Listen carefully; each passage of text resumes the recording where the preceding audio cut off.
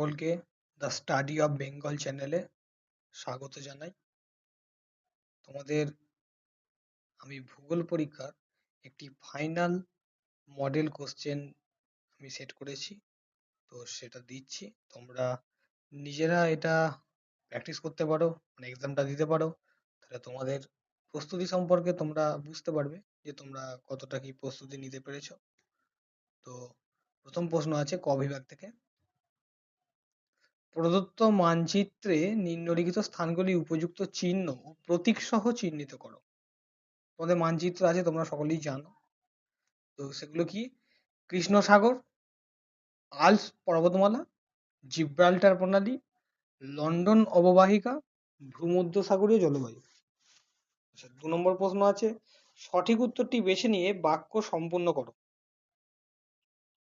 প্রথম প্রশ্ন, হাজার হ্রদের দেশ বলা হয়। প্রথম অপশন নরওয়েকে, দ্বিতীয় সুইডেনকে নাকি ফিনল্যান্ডকে। পরের কোশ্চেন, লন্ডন অববাহিকার একটি বিখ্যাত কাগজ শিল্প কেন্দ্র হলো। প্রথম অপশন রিডিং, চ্যাথাম নাকি নর্থফ্লিট।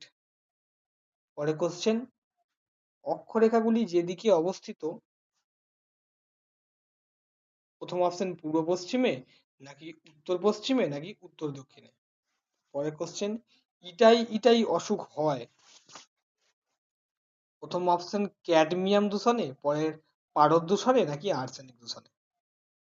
তো যেটা উত্তর হবে তোমরা করবে। পরের প্রশ্ন, জলপ্রপাত নদীর কোন গতিতে সৃষ্টি হয়?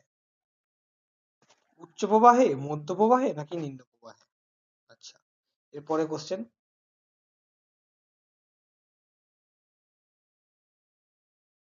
আছে শুদ্ধ অশুদ্ধ নির্ণয় করতে হবে।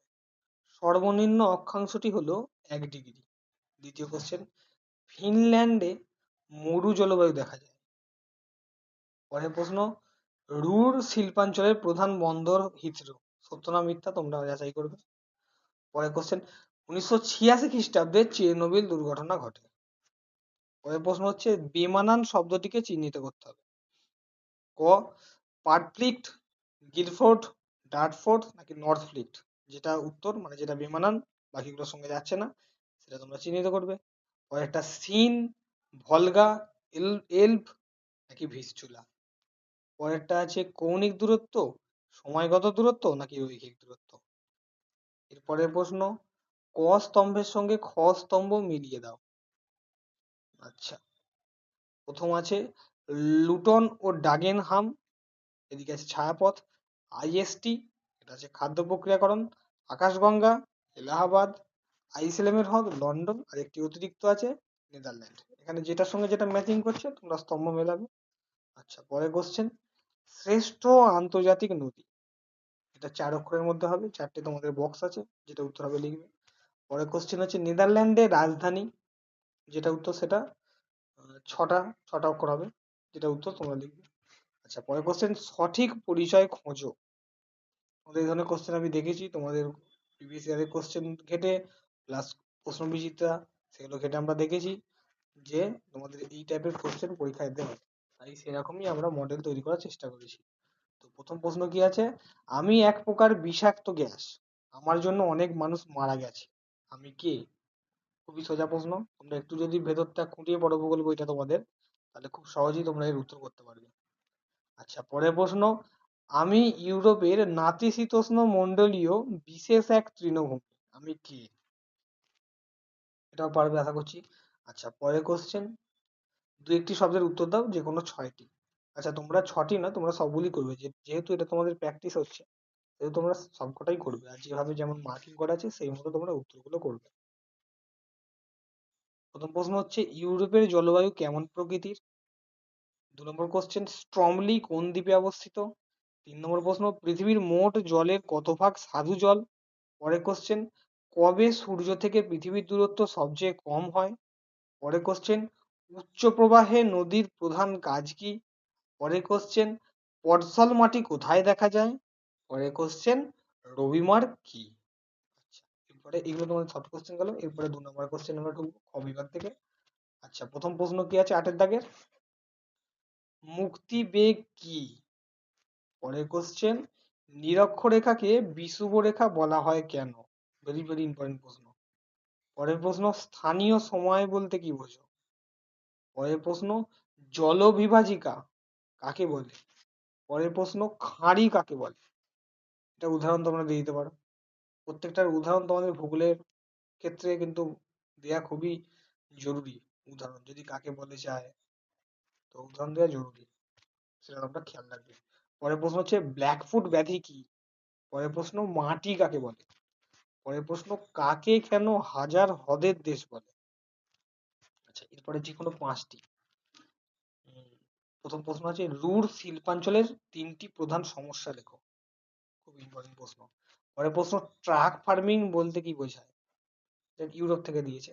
আচ্ছা, পরের প্রশ্ন, টিকা লেখো ইউট্রিফিকেশন। আচ্ছা, এখানটা একটুখানি বানানটা ভুল আছে, তোমরা একটু খেয়াল রাখবে। টয়ের ফলা হর্ষইটা সম্ভবত পড়েনি, একটু দেখে নেবে। আচ্ছা, পরের প্রশ্ন, গিরিখাত ও ক্যানিয়ন কি? ভেরি ভেরি ইম্পর্টেন্ট প্রশ্ন। গিরিখাত ও ক্যানিয়ন, এটা তোমরা পারলে ছবি দিয়ে দিও, সচিত্র সহ বর্ণনা দিয়ে দিও। পরের প্রশ্ন, দ্রাঘিমা রেখার বৈশিষ্ট্য লেখো। আচ্ছা, পরের প্রশ্ন, জলবিষুব ও মহাবিষুব এর মধ্যে তুলনা করো, অর্থাৎ পার্থক্য যাচ্ছে। আচ্ছা, তোমাদের লাস্ট বিভাগ, সেটা হচ্ছে 5 নম্বরের যে কোনো দুটো। আমি এখানে 4টে রেখেছি, তোমরা 4টেই লিখবে, 4টেই তোমরা প্র্যাকটিস করে যাও। আচ্ছা, প্রথম প্রশ্ন আছে, বায়ুচাপের তারতম্যের কারণগুলি সবিস্তারে আলোচনা করো। দ্বিতীয় প্রশ্ন, নদীর উচ্চ প্রবাহে গড়ে ওঠা ভূমিরূপগুলি সম্পর্কে সচিত্র বর্ণনা দাও। এবং এর সঙ্গে আমি আরেকটি প্রশ্ন রেখেছি এই অধ্যায় থেকে, প্লাবন ভূমি কিভাবে সৃষ্টি হয়? আচ্ছা, নদীর উচ্চ প্রবাহে গড়ে ওঠা ভূমিরূপগুলি সচিত্র বর্ণনা দাও, এটি তোমাদের 5 নম্বরেও আসতে পারে। যে আমি এটা 3 নম্বরে দিয়েছি, যেহেতু তোমরা যাতে এটা সবটা পড়ে যাও আর কি, প্লাস প্লাবন ভূমিটাও রেখেছি, এটা ইম্পর্টেন্ট বলে তোমরা এটা 5 করেই করে যাবে। আর প্লাবন ভূমি কিভাবে সৃষ্টি হয় এটা ছোট করে করে যাও, কিন্তু নদীর উচ্চ প্রবাহে গড়ে ওঠা ভূমিরূপগুলি সম্পর্কে এটা তোমরা বড় করেই তৈরি করে যাও। পরের প্রশ্ন আছে, ইউরোপ মহাদেশের সমৃদ্ধির কারণগুলি লেখো। এটাও একই, তোমরা 5 নম্বরে করে যাবে, আমি এটা 3 নম্বরে দিয়েছি, এটা তোমরা মানে পড়ো, আর তার সঙ্গে আরেকটা প্রশ্ন ওখান থেকে করে যাও আর কি, ইম্পর্টেন্ট আমার মনে হয়েছে তাই দিয়েছি। তো তোমরা এটা 5 নম্বরেই করে যাও, ইউরোপ মহাদেশের সমৃদ্ধির কারণ। আচ্ছা, এর সঙ্গে আরেকটা দিয়েছি, ইউরোপের সর্বাধিক জনবসতিপূর্ণ জলবায়ু অঞ্চলটির পরিচয় দাও।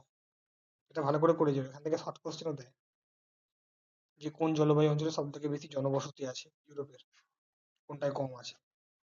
আচ্ছা, পরের কোশ্চেন হচ্ছে, রুর শিল্পাঞ্চলের অর্থনৈতিক পরিবেশ সম্পর্কে যা জানো লেখো। এবং এর সঙ্গেই আরেকটি দিচ্ছি, পোল্ডার ভূমি কিভাবে সৃষ্টি করা হয়। এগুলো তোমরা একদম 5 নম্বরে তৈরি করে যাও। ঠিক আছে, এতক্ষণ ভিডিওটা দেখার জন্য থ্যাংক ইউ সকলকে। সকলে ভালো করে প্রিপারেশন নাও, তোমাদের খুব তাড়াতাড়ি পরীক্ষা, ভালো করে প্রিপারেশন নাও, আর কোনো হেল্প লাগলে কমেন্ট করে জানতে পারো। Thank you.